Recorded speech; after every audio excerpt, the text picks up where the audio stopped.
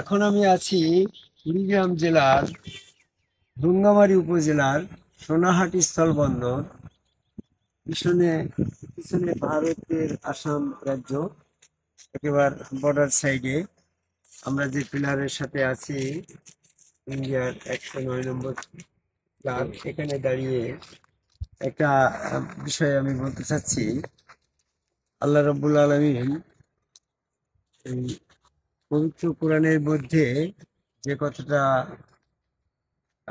বলেছে, আল্লাহ পাকের প্রতিনিধি তৈরি করে যখন আল্লাহ প্রতিনিধিকে সেজদা করতে বলল, তখন ফেরেশতারা সেখানে সেজদা দিল।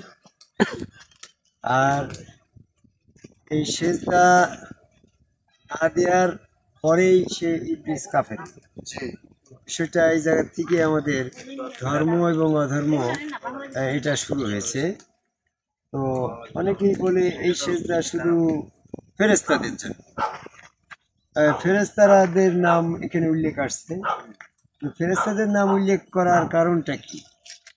ফেরেশতাদের নাম উল্লেখ করার একটা কারণ হচ্ছে, এই সেজদাটা যে সার্বজনীন সেজদা, সবার জন্য সেজদা, এই সবার জন্য সেজদা, সবার জন্য আল্লাহ, সবার জন্য সেজদা, এই কথাটাকে প্রমাণ করার জন্য ফেরেশতাদের নাম উল্লেখ করে দিল। কারণ ফেরেশতারা তো ইতিপূর্বে সরাসরি আল্লাহকে সেজদা করছে, সরাসরি আল্লাহকে সেজদা করছে। সেই সেজদার বিষয়টা স্টপ করে, বন্ধ করে, পরবর্তীতে যারা আসবে তারাও এই প্রতিনিধির মাধ্যমে সেজদা করবে। আল্লাহকে সেজদা করার ঠিকানাই হচ্ছে ওই একটা। সেক্ষেত্রে ফেরেশতাদের নাম উল্লেখ না করলে, ইতিপূর্বে ফেরেশতারা যেমনটি ভাবে সরাসরি আল্লাহকে সেজদা করছিল প্রতিনিধির মাধ্যম ছাড়া, ওইটা আবার চালু থেকে যায়। এই সরাসরি আল্লাহকে সেজদার এই বিষয়টাকে বন্ধ করার জন্য আল্লাহ ফেরেশতাদের নাম উল্লেখ করে এখানে সেজদার কথা উল্লেখ আসছে। এই জন্য অনেকেই বলে এখানে ফেরেশতাদেরকে বলেছে সেজদা করতে, এটা মানুষের জন্য প্রযোজ্য নয়। মানুষের জন্য প্রযোজ্য নয় কথাটা, এটা হচ্ছে মন গড়া কথা। তো হচ্ছে তাহলে ফেরেশতাদের জন্য, তাহলে ফেরেশতার নাম কেন উল্লেখ করলো? মানুষের কথা বললো না কেন? ফেরেশতাদের নাম উল্লেখ না করলে তো ফেরেশতারা এই সেজদার আওতার বাইরে থাকলে সে ফেরেশতাদের সেজদা পদ্ধতি একরকম হয়ে যায়, মানুষের সেজদা পদ্ধতি আর এক রকম। সেজদা পদ্ধতি দুই রকম হয়ে যায়। আল্লাহ এক, সকলের প্রভু আল্লাহ, সকল সৃষ্টির সেজদা পদ্ধতি হবে একটা। এখানে ফেরেশতাদের জন্য নিরাকারে ডাইরেক্ট আল্লাহকে সেজদা করবে, ওটা যদি একটা বৈধ পদ্ধতি হয়। আর আমরা যদি প্রতিনিধি আমাদের রসুলের হাত, আল্লাহর হাত, রসুল সুরত আল্লাহ বিশ্বাসে সূরা ইউসুফের 100 নম্বর আয়াত অনুসারে আমরা রসুল সুরত আল্লাহকে সেজদা করি, প্রতিনিধির মাধ্যমে সেজদা করি, তাহলে সেজদা পদ্ধতি দুটো হয়ে যায় না আল্লাহর ক্ষেত্রে? আনাল মসজিদ সমস্ত সেজদার মালিক আল্লাহ এক, সেজদার পদ্ধতি হবে এক। সেই ক্ষেত্রে ইবলিসকে তোমার ফেরেশতাদের নাম উল্লেখ না করলে পারে এটা। আর ফেরেশতারা ইতিপূর্বে যেমনটি ভাবে আল্লাহকে সেজদা করছিল, সেমনটি ভাবে সেজদা পদ্ধতি চালু থেকে গেলে আজকে বর্তমান সমাজে তাবলিগ আলা হাজী সাহেবরা বলবে, আমরা তো প্রতিনিধি মানি না, সম্মুখ রসুলের মাধ্যমে সেজদা করি না, আমরা সরাসরি আরশ আজিমে আল্লাহ আছে ওটা ধারণা কল্পনা অনুমান করে সেজদা করছি। এটাও একটা বিধান যেটা ফেরেশতারা করছিল, আমরা ফেরেশতাদের সেজদা পদ্ধতি অনুকরণ করছি। এই ক্ষেত্রে তারা একটা পদ্ধতি পেয়ে যেত। তো তাদের এই সেজদা পদ্ধতিটা যে বন্ধ হয়ে গেছে, নিরাকারে ডাইরেক্ট আল্লাহকে সেজদা করার পদ্ধতিটা বন্ধ হয়ে গেছে, তার প্রমাণ স্বরূপ হচ্ছে ফেরেশতাদের দিয়ে আদম সেজদা করানোর এই আয়াতেই প্রমাণ হয় যে নিরাকারে ডাইরেক্ট আল্লাহ সেজদা অবৈধ, ওটা শিরক। কারণ আল্লাহ পাকের ঠিকানা যখন এখানে আছে, ওই ঠিকানার বাইরে যত ঠিকানা আছে সব হচ্ছে শয়তানের ঠিকানা। আল্লাহ কুলি শাহিন মহিত, আল্লাহ সমস্ত জায়গায় ব্যপ্ত, শয়তানও তো নিরাকার ভাবে তার পরিধি তো সব জায়গায় ব্যপ্ত। সেই জায়গাটার থেকে একমাত্র প্রতিনিধির মাধ্যমে যে ঠিকানা দেওয়া হলো, রসুলের হাত, আল্লাহর হাত, রসুল পা আল্লাহ, রসুল সুরতে আল্লাহ সম্মুখগুরু আদম কবে সেজদা করে, একজন সম্মুখগুরু যখন সেজদা করে ওই রূপটা শয়তান থেকে বিমুক্ত হয়েছে, ওইটাই হচ্ছে আল্লাহর ঠিকানা। ওখানে আল্লাহ যেতে পারে, আর বাকি সমস্ত জায়গায় শয়তান। এখন যদি কোনো ব্যক্তি ওই আদম কবে আল্লাহকে সেজদা না করে অন্য জায়গায় সেজদা করে, তাতে শয়তানকে সেজদা করছে, ওইটা শিরক। এখন বিষয়বস্তু হয়ে গেছে উল্টা। উল্টা কিরকম জানো? এখন এই যে আমার এই যে 10, 12, 15 বছর ছেলের কাছে যদি বলে যে গরুর গাড়ি কি গো, গরুর গাড়ি কাকে বলে, সে বলে যে যে গাড়ি দিয়ে গরুকে টাইনে নিয়ে যাওয়া হয়, গরু নিয়ে বাজারে যাওয়া হয়, ওই গাড়িটা গরুর গাড়ি। আর এখন যদি 60 বছর এক বৃদ্ধকে জিজ্ঞাসা করে গরুর গাড়ি কার বলে, সে বলে গরু দিয়ে যে গাড়ি টানা হইতো, গরুতে যে গাড়ি টানতো সেইটা হচ্ছে গরুর গাড়ি। আগে উল্টে, আগে ছিল গরুতে যে গাড়ি টানতো ওই গাড়িটা হচ্ছে গরুর গাড়ি, আর এখন যে গাড়ি দিয়ে গরু টানা হয় সেইটা হচ্ছে গরুর গাড়ি, উল্টে গিয়েছে। তো বিষয়টা আমি সাহিত্য দিয়ে বুঝালাম গো মাসুদ। আদম কাবাই আল্লাহকে সেজদাটাই হচ্ছে আল্লাহ পাকের সঠিক সেজদা। আর আল্লাহর আদম কাবাই এই আদম সুরতের বাইরে, রসুল সুরতের বাইরে যত জায়গা আছে সমস্ত জায়গায় আল্লাহ আছে, শয়তানও আছে।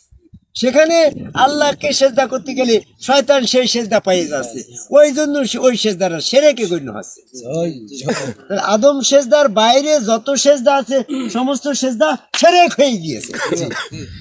আর এখন তারাই উল্টি দিচ্ছে যে আদম কাবাই সেজদাটাই সেরেক, নিরাকারে ডাইরেক্ট আল্লাহ সেজদাটাই সঠিক। উল্টি যাচ্ছে না গরু গাড়ির মতন। তা আমি সংক্ষিপ্ত পরিসরে যেটা বলতে চাচ্ছি যে যারা এখনো আদম কাবাই সেজদা করিনি তারা শিরকের ভিতরে আছে। শিরক এই জন্য করছে যে তারা ধারণা, কল্পনা, অনুমান করে আরশ আজিমের আল্লাহকে সেজদা করছে। আরশ আজিমের আল্লাহকে যখন ধারণা, কল্পনা, অনুমান করে সেজদা করছে, এটা তার উপমা হয়ে যাচ্ছে।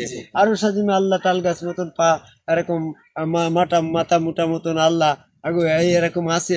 তো ওইটা তো তার যেমনটা অনুমান কল্পনা করলো, আল্লাহ তো তার প্রকৃতপক্ষে ওরকম এরকম তাল গাছের মতো পা নাও হতে পারে। আল্লাহর পা তো আল্লাহর মতো। তাহলে তোমার এই অনুমান, ধারণা, কল্পনা করি আল্লাহ সম্পর্কে একটা চেহারা স্রোত মনে করি, কল্পনা করি আল্লাহ আরশ আজিমে হাঁটি বেড়াচ্ছে, আরশ আজিমে কিছু বসেছে, ফেরেশতাদের সাথে কথা বলছে।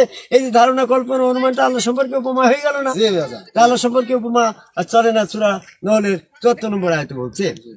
তো কাজেই এই যারা রসুল সুরতে আল্লাহ বিশ্বাসে সেজদা ভক্তি করছেন, ওই রূপে আল্লাহ বিশ্বাসী নয়, তারা আরশ আজিমে ধারণা কল্পনা করে আল্লাহকে সেজদা করতে গিয়ে শিরক করে ফেলছে। এই জন্য সূরা ইউনূসের 36 নম্বর আয়াতে বলছে সত্য সম্পর্কে, আল্লাহ সম্পর্কে ধারণা, কল্পনা, অনুমান মোটেও গ্রহণযোগ্য নয়। যারা এরকম রসুল সুরতে স্বয়ং আল্লাহকে বিশ্বাস করলো, এই রূপটাই হচ্ছে প্রকৃতপক্ষে আল্লাহর সুরত আহাদ রূপ। এই জন্য আবু জেহেলের সাথে নবী মুহাম্মদ সাল্লাল্লাহু আলাইহি ওয়াসাল্লামের যখন হযরত আলীদের এর সাথে আবু জেহেল যখন তর্ক কথাবার্তা হইলো, হযরত আলী আবু জেহেল বলছে আল্লাহ হচ্ছে ওয়াহিদ, আল্লাহ এক। তোমার আল্লাহ তো মুহাম্মদের মতন, আর ঈসা নবী মুসা নবীর উম্মতের আল্লাহ মুসা নবী ঈসা নবীর মতন, আদমের উম্মতের জন্য আদমের মতন, তাহলে আল্লাহ তো তোমাকে অনেক হয়ে যায়, আল্লাহ তো ওয়াহিদ। তোমরা এই রূপে আল্লাহ বিশ্বাস করতে যাচ্ছ, ওই দিয়ে আল্লাহ বিশ্বাস করছে, এটা হচ্ছে শিরকের পথ। ওই তখন জিবরাইল ফেরেশতা এসে সূরা ইখলাস নাযিল করে দিল, বলল কুল হু আল্লাহু আহাদ।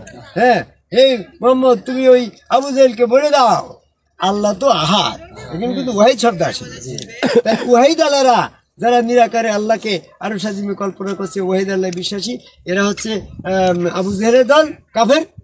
আর যারা রসুল সুরতে আল্লাহ দর্শনে বিশ্বাসী, আহাদ আল্লাহ বিশ্বাসী, তারা হচ্ছে মুমিন, তারা হচ্ছে আদম সেজদার দল। তো আমরা হাসরের দিন যাই দেখা যাচ্ছে কি যে সূরা ইউনূসের 28 নম্বর আয়াতে বলছে যে সেদিন যারা শিরক করতো তারা শিরকের কারণে পৃথক হবে, যারা দেবদেবীর উপাসনা করতো দেবদেবী পৃথক হয়ে যাবে। আর এই যারা আল্লাহ আল্লাহ করতো, লা ইলাহা ইল্লাল্লাহ পড়তো, এরা একটা জায়গায় দাঁড়িয়ে যাবে।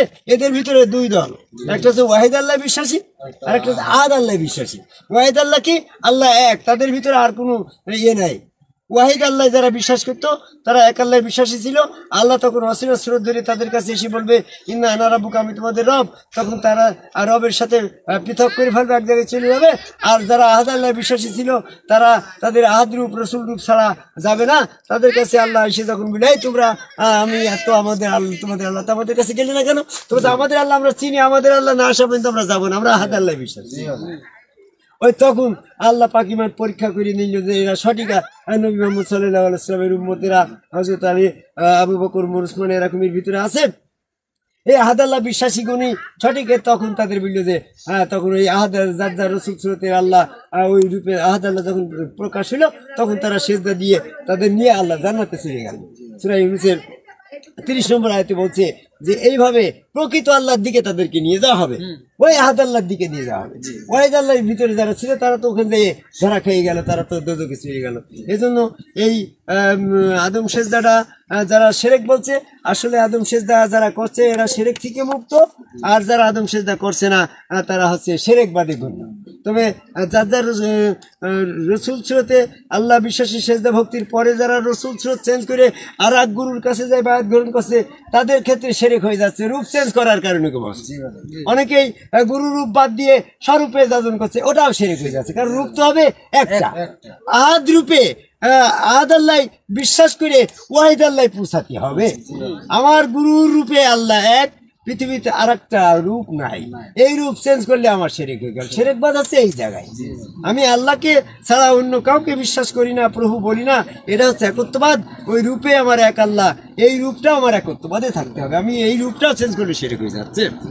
অনেকে মনে করেন পৃথিবীময় আল্লাহ, আমি যে কোনো রূপ ধরলে, তবে রূপ যদি বহু হয় তো আল্লাহ তো শিরক হয়ে যাবে, শিরকবাদী গণ্য হওয়া যাবে না। তো যার যার গুরু তার রসুল আল্লাহ বিশ্বাসী সেজদা ভক্তির এই পথে আসার আহ্বান করে কুড়িগ্রাম জেলার ভুঙ্গামারি উপজেলার সোনারহাট স্থল বন্দরে দাঁড়িয়ে পিছনে ভারতের আসাম রাজ্য ওই রাজ্যের প্রান্তে দাঁড়িয়ে পৃথিবীর সকল মানুষকে আদমকাবাই সেজদাকারী একজন সম্মুখ রসুলের কাছে বায়াত গ্রহণ করে সেখানে সেজদা ভক্তির মধ্যে ওই রূপে আল্লাহ দর্শনের আশা প্রত্যাশা ব্যক্ত করে আমার কথা শেষ করি। জয়।